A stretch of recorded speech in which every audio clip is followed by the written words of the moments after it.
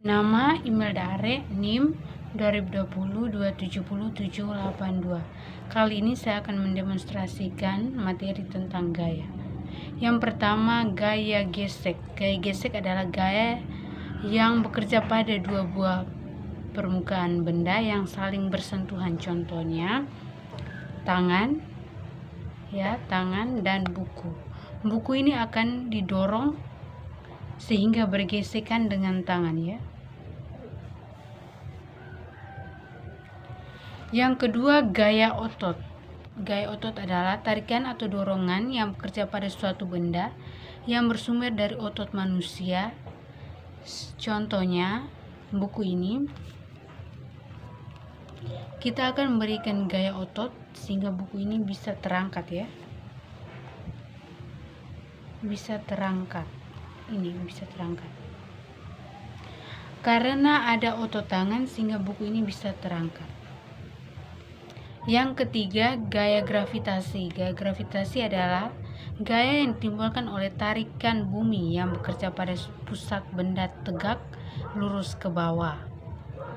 Contohnya buku ini, ya, buku ini akan dilemparkan ke atas dan akan kembali ke lantai karena ada gaya gravitasi bumi.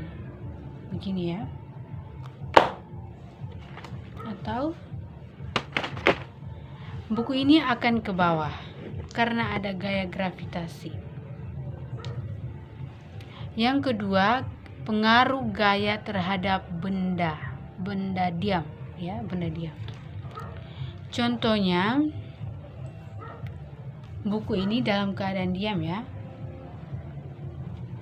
Jika kita memberikan gaya, buku ini akan berpindah, ya.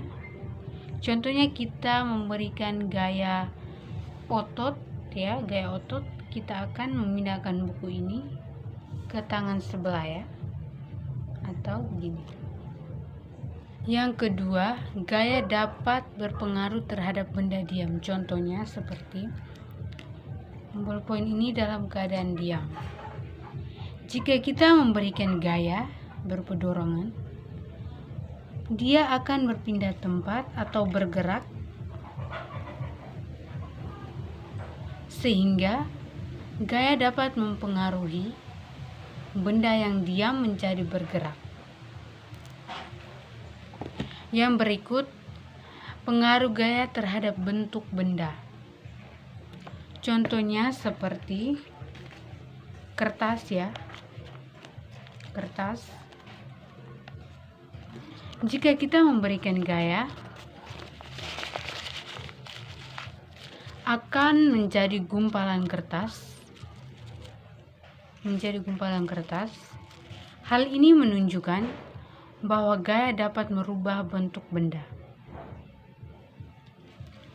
Yang keempat, gaya mempengaruhi terhadap kecepatan benda. Contohnya seperti sepeda yang kita punya, ya, sepeda yang kita punya di rumah.